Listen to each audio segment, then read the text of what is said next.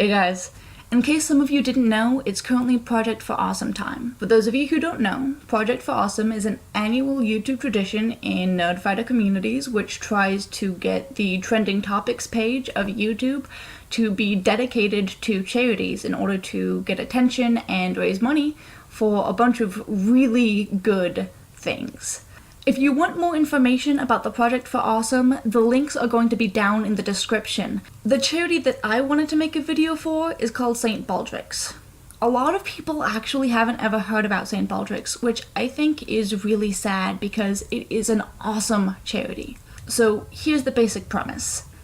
St. Baldrick's is a charity which runs an annual event around the time of St. Patrick's Day in order to raise awareness for kids with cancer and also raise money for research dedicated to their treatment.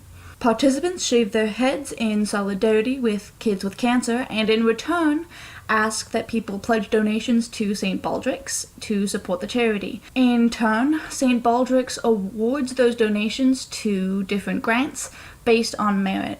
The great thing about St. Baldrick's, scientifically speaking, is that they don't just focus on a cure. Don't misunderstand me now. A cure for cancer is important, but there's a lot more to the story. A lot of the problems related to the treatment of cancer actually happen after the fact.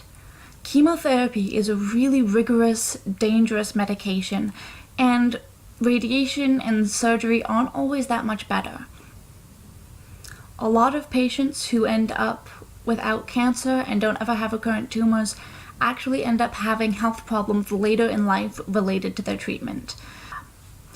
That's why, in addition to helping kids with cancer find cures, St. Baldrick's helps with supportive care, both before and after, to keep the negative side effects to a minimum. Although they only have one full-scale nationwide event every year, St. Baldrick's does accept donations year-round. I was actually lucky enough that when I was 14, I was able to participate in one of these events, and it was an amazing experience.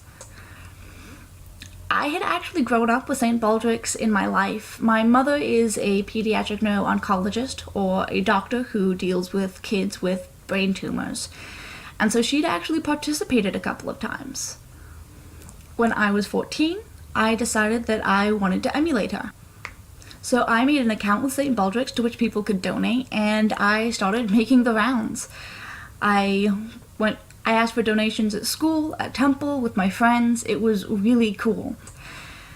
I would actually walk the halls every morning before homeroom, which my middle school had every day, and I would knock on all of my favorite teachers' doors just to let them know what was going on.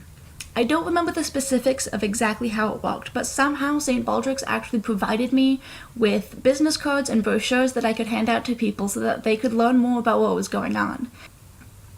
By the time March had rolled around, I believe I had raised about $1,000, and I actually had a lot of people who wanted to come. The event itself was a really cool moment.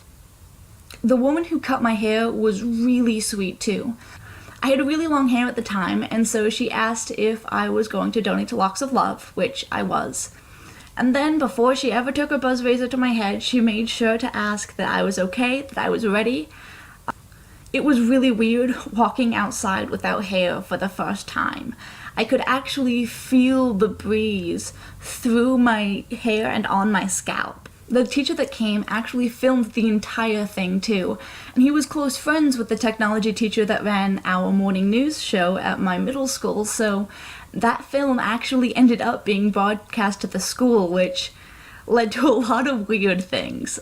My favorite memory though was when I was going to visit one of my close friends in her homeroom. Suddenly, someone started touching my head. So I turn around to tell whoever it is off because I have not consented to a stranger touching me. And I see this boy who was probably about a year younger than me and had hair barely any longer than mine. He kind of throws his arms around my neck and he's hugging me. It was quiet, but it wasn't awkward. I could feel a lot of really genuine emotions in his body, I think. And he pulled away and he told me, "Thank you." It turns out he was actually a survivor of cancer who had just finished a somewhat intense chemotherapy run. His hair was just starting to grow back, and while he no longer needed help, he told me how much it meant for him that I was trying to help other people like him.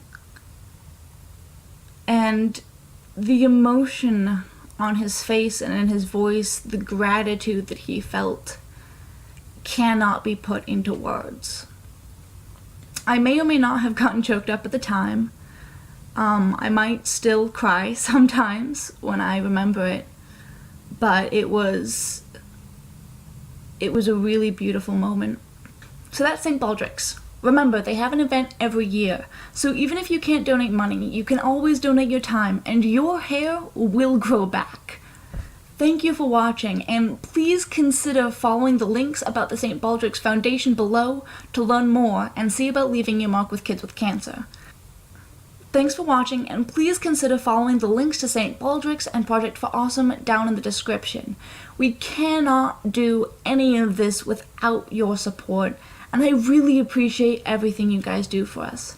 Thank you so much, and I'll see you next week.